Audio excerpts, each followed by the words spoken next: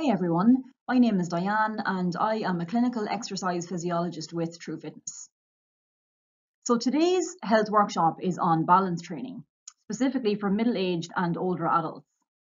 And this is a really interesting topic because balance is often forgotten about unless you happen to be on a very structured falls prevention program. And if you are, it's likely that you've experienced frailty and one or more falls. So we wanted to highlight balance training because really we need to focus on this in middle age so that we can prevent things like falls as we get older. And we know in middle age, the levels of strength and fitness and balance and flexibility that you have in middle age dictate basically your health and your frailty moving forward into older age. And interestingly, we undertook some research with Laois Sports Partnership last year where we surveyed 353 middle-aged and older adults in Laois. And we asked them about the types and amount of physical activity that they were doing weekly. So resistance training, aerobic exercise, flexibility training, and balance.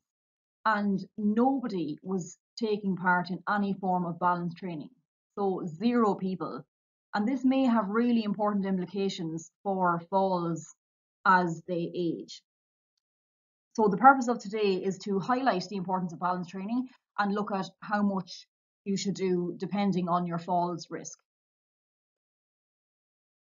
So just an important piece of background information. John and I in True Fitness have been commissioned by Laois Sports Partnership to design and deliver a 12-week strength and fitness intervention for adults in Laois aged 50 to 80 years. And this research study, fantastically, has been funded by the Sláintecare Integration Fund under Grant Agreement number 21. And if you'd like to hear more about the study design and what we're doing, I will present it at the end of this presentation. Just for now to say that this mini workshop is part of a number of workshops that were created for the participants as part of this research. Okay, so balance training. So how much should you do? And the answer to that depends on your falls risk. Okay, so we have clear guidelines for older adults, but this is really something that we need to be looking at far younger than that to ensure that we don't have problems as we age. And in terms of your risk of falls, I have it broken down today into 3 categories. Okay, so if you're low risk of falls, you should do some type of balance training 2 days per week. If you are medium risk of falls, you may need to increase that to 3 to 4 days per week. And the people who would fall under this category would be if you perceive that your balance is poor, if you perceive that you have poor leg strength or strength in general. So if you're not taking part in any form of resistance training or you're not physically active, you will likely fall into this category for sure as you age. And also if you have osteoporosis. So if you have an issue with your bone quality, it's important that you don't have a fall just in case you have any of the adverse consequences associated with that. So if you are high risk of falls, you may need to do much more intensive balance training 4+ days per week.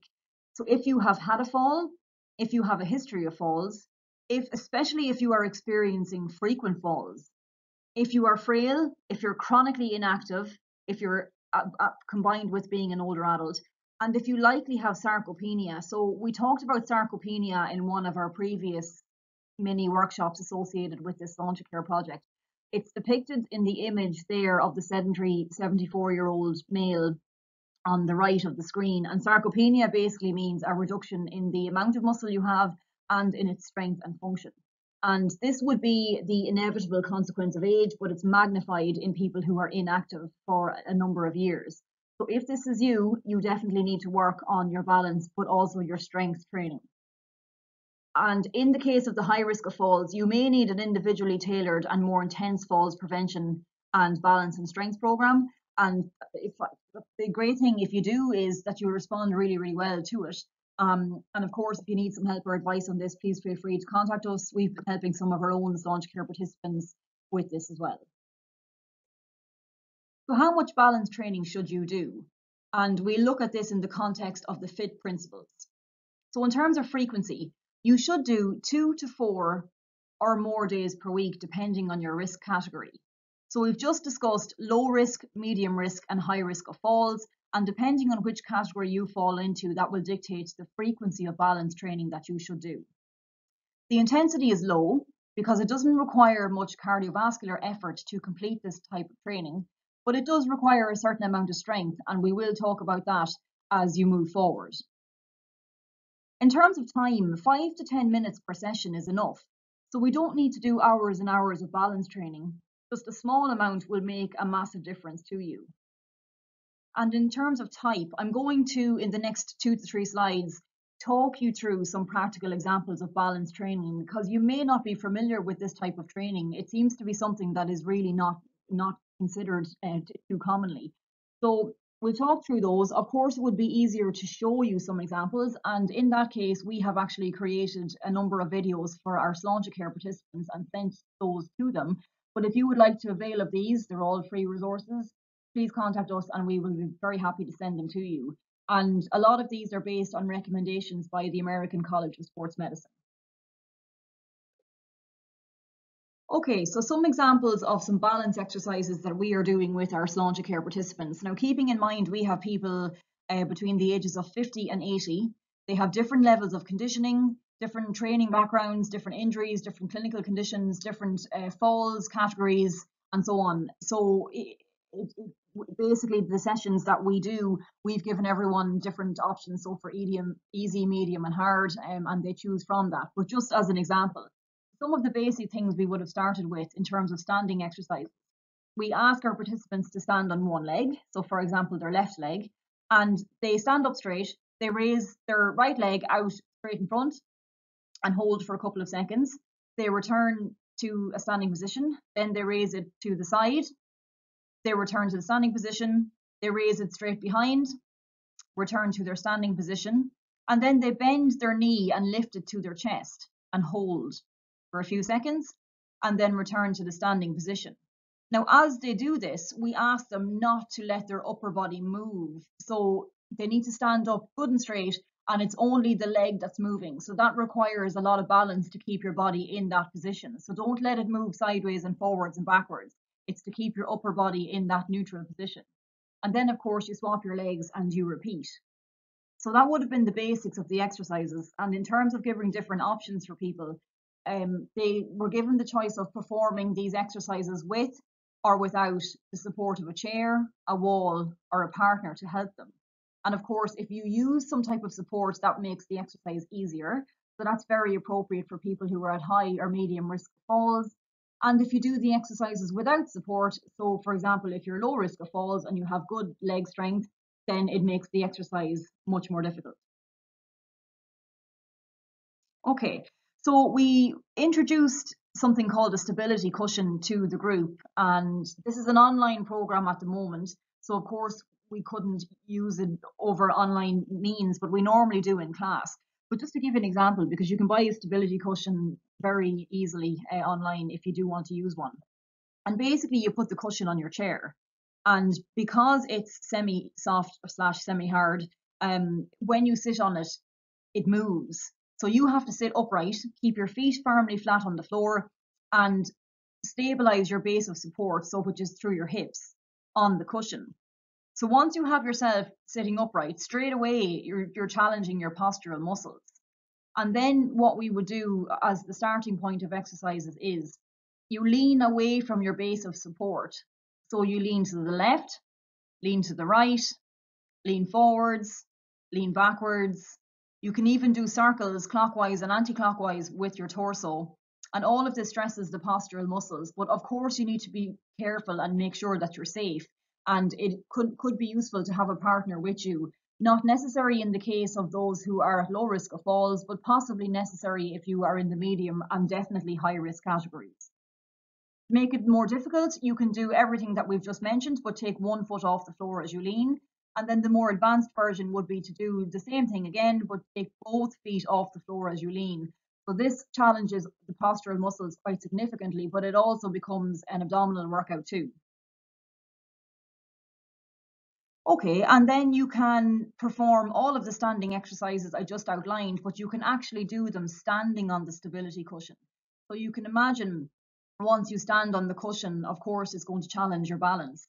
So please initially, if you've never used this equipment before, use a chair, a wall, or a spotter, which is just a helper. for balance until you get used to this. This is only appropriate if you have completed some basic balance training and also if you are at low risk of falls. It's not appropriate for high risk of falls or medium risk of falls, but it is definitely something if you do enough training that you can progress onto. So it's a really nice piece of equipment if you would like to use it. And of course, you can do everything that we just said there without the use of any equipment. Okay, so on the top right-hand corner, you can see a piece of equipment which is called a BOSU. And we would use these in our classes, of course, in the pre-COVID days, to challenge strength and balance. And so basically what you do on it is a number of like squats. So you would stand on top of the BOSU and do your regular squat, but this really challenges strength and balance. It makes it a completely different exercise. You can also do lunges off it. So you put one foot in the center of the BOSU and then you lunge in different directions off it. But of course, you would have to have good leg strength and balance to do this. You can stand on it with your 2 feet and you can rise up onto your toes and then back down onto your heels. And this is a really challenging exercise. Some of the easier ones on the BOSU would be just simply to stand on one leg and lift the other leg off. Okay, now you can lift it in front, to the side, behind, bring your knee to your chest, but often even just lifting the second leg up is quite a challenge. Okay, so that would be definitely for more advanced balance exercises, but just to let you be mindful of where this can go, especially since it's often a forgotten component of fitness training. Okay, so also you could do the beginner balance video that we created for our Sláintecare participants, and if you'd like to get a copy of that, please contact us and we'll send it, no problem. Dancing is a really good balance exercise, and of course it's fun. So it often involves reducing your base of support, shifting your weight around your center of gravity, and it challenges your sensory input because you're moving in different planes of motion. So dancing is a really good way to challenge your balance, and of course it's fun, which makes it all the better. If you're into technology, there are some things like, for example, you can download the Clock Yourself app, and this app asks you to imagine that you're standing in the center of a clock. So, and it points out where 12, 3, 6, and 9 is. And it'll ask you to stand on one leg and move the other leg in direction of a particular time on the clock. And it'll make things quite challenging for you, and it can actually, there's different levels on it, so you can work at higher speeds or lower speeds. So that's just an example of technology that you can use. We just use our own version of that in class. So John gets people to imagine the clock and he asks them to do different actions in the direction of the clock. And even though it's an online program, it works really, really well, and it can become quite challenging. So it's a really nice thing to do. Throwing and catching exercises are really good as well.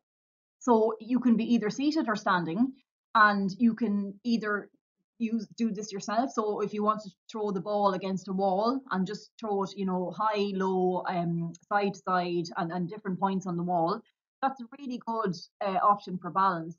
And if you don't have a partner that you can do this with, it's great that you can just do it against the wall. Ideally, if you do have a partner, of course, it's a lot more fun. We would have done this an awful lot in different groups, and it actually brings a lot of fun to the session.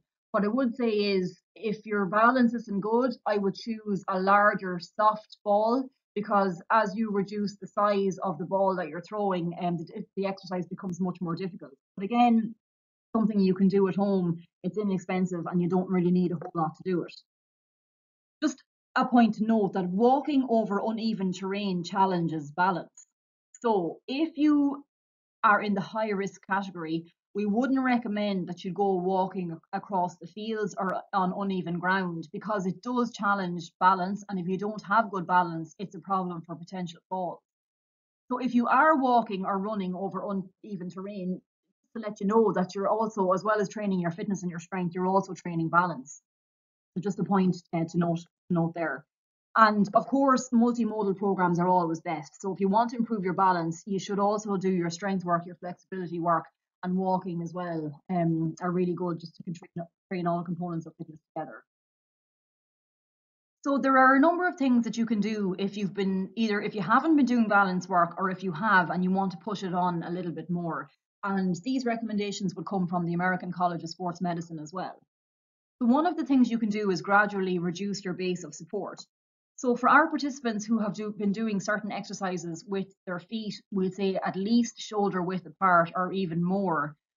Over time, as their balance gets better with training, we will ask them to put their feet closer together, and that will make the level of effort or the level of difficulty greater. Also, if they have been doing some exercises standing on two legs, we will reduce that over time to a single leg, obviously when safe to do so, and we will probably ask them to use a chair, a wall, or a partner as well at that time. Okay, so you should stress your stabilizers and shift your body weight around your center of gravity. And that brings us back to the examples of leaning forward, leaning back, leaning side to side, and even simply going from your both feet flat on the floor and raising up onto your toes. That's a really good exercise, really simple to challenge your stabilizers. And also you're shifting your weight around your center of gravity. You can reduce your sensory input because a lot of the balance comes from what you can see. So if you're doing a simple balance exercise and then you close your eyes, it becomes a completely different exercise and quite difficult to do. So obviously we would not recommend this for people in the medium or high risk falls category. But for some of our other participants who are very low risk of falls, they're quite strong, they have training background, over time we will probably do some of these exercises with them because it's appropriate to do so. And reduce your contact with supportive objects. So for our participants who have been using the wall or the chair to help them, over time we are trying to train them so that they won't need these supportive objects in time.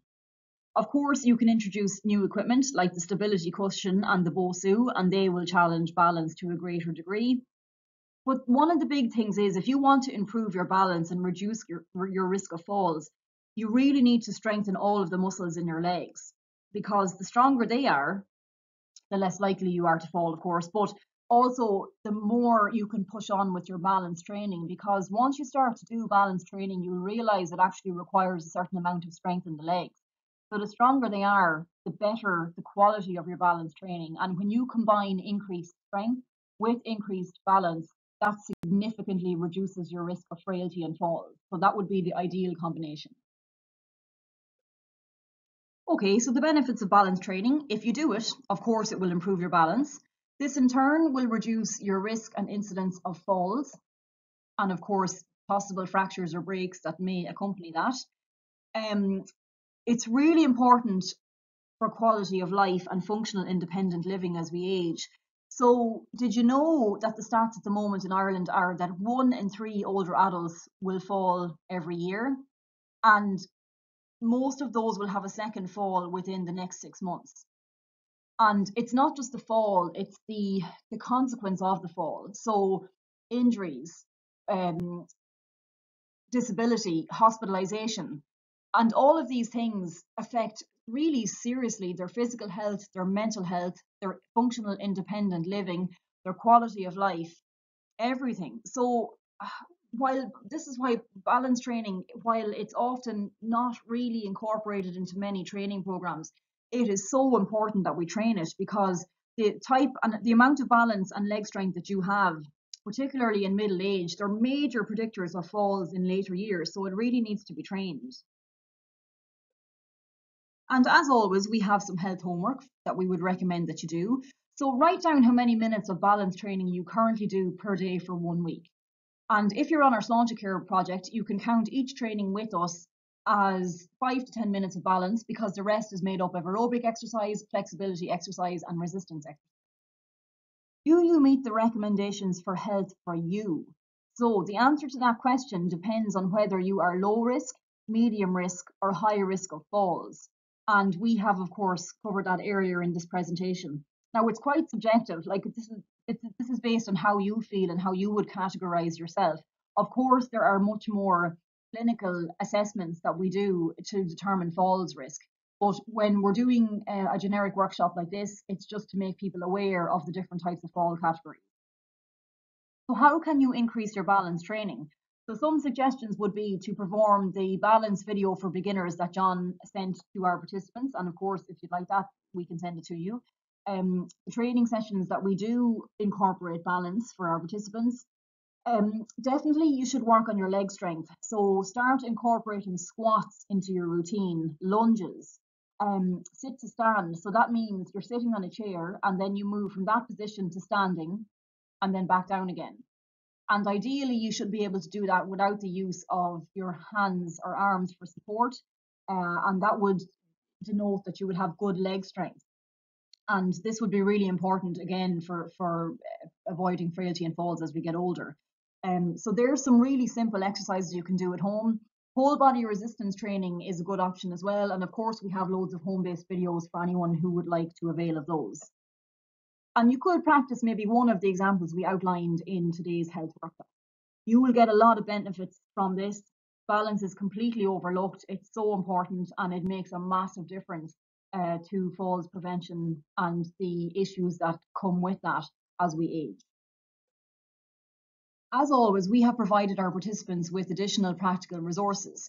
So we have sent our Sláintecare participants balance training videos that can be done at home, and we will continue to create these. And if you'd like to avail of them, please let us know. You can contact myself, Diane, or John, our strength conditioning specialist. So we would be happy to send those to you. So it's www.truefitness.ie or info@truefitness.ie. In terms of recommended reading, these are probably more for practitioners, but a nice simple paper that is the Exercise and Physical Activity Recommendations for Older Adults by the American College of Sports Medicine.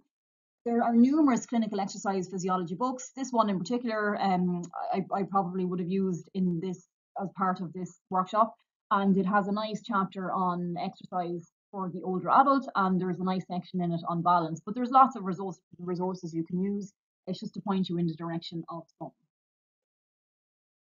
Okay, so finally, for anyone who's interested, so we are currently running a research study titled Prime Time for Middle-Aged and Older Adults, a strength and fitness program for adults aged 50 to 80 years in Laois. And we have recruited 80 participants. They're 50 to 80 years of age. Originally, we were supposed to run this on site, which we love to do, so we get to really know everyone, and there's obviously a lot of social interaction and so on. But of course, with COVID, and because of the age group of this group, and also all of the numerous clinical conditions and injuries and so on that exist, of course, they're of the most vulnerable in society at the moment. So we had to change our study design to move to online intervention, which, to be fair, is probably going to be the future of training interventions for this population for the immediate future anyway. So it's actually a really good opportunity to trial this. So we have participants of all clinical conditions, all abilities, visual impairments, you name it, everybody is in this program. It's an inclusive program, and that's what it was always intended. There's very little exclusion criteria here. We received ethical approval for the study from DCU, so we were delighted with that. And we worked very hard for this to be an online intervention. Okay, so we conducted our pre-program tests at the start of September, and in the interest of time, we ran a battery of tests in small groups, of course, and with all precautions taken to assess strength, fitness, balance, flexibility for physical measurements. And then we did a number of questionnaires to look at mental health, quality of life, how active people are, and a range of other measures as well. And these, of course, were actually done on site because, of course, us as testers, we need to be able to assess these variables, but all precautions were taken in terms of COVID, and all procedures were approved by the DCU Ethics Committee. Okay, so from there we have moved on to our 12-week intervention, and so what the participants do is they train twice a week with us online. So they're all trained up on Zoom, and everyone is using that twice a week to train with us. Each training session is a combination of strength work, aerobic exercise, balance, and flexibility. Because what we're finding is, even for the people who are active, they mostly focus on aerobic exercise, but as we get older, we need all of the components of fitness. So we have all of them incorporated into each training session. So they do that twice a week with us, but they also do one mini workshop with us per week. And in those, we pick a particular topic and we take them through the science behind it in a very, very practical way. And we also support these with take-home resources in the form of handouts or videos or whatever it is that suits that particular workshop. And of course, we monitor everyone weekly. We constantly call people, email people, and we do as much as we can in terms of social support as well, because that's really, really important part of training. So we, at the end of each week, then we email everyone their participant take-home resources. So they're building up a big bank of physical activity and health resources that they can use moving forward. And the purpose of these mini workshops is to teach them everything they need to know that they'll be able to maintain these behaviours in the longer term. Okay. And of course, after week 12, we will be repeating the post-program tests. This is a research study, so we will be creating a research paper in January of 2021, and we're hoping to publish that in the Irish Medical Journal, so it'll be open access for anybody who's interested to take part. And obviously, this is important to say that we were commissioned by Laois Sports Partnership to do this particular research study, and it's funded by the Sláintecare Integration Fund under Grant Agreement 21.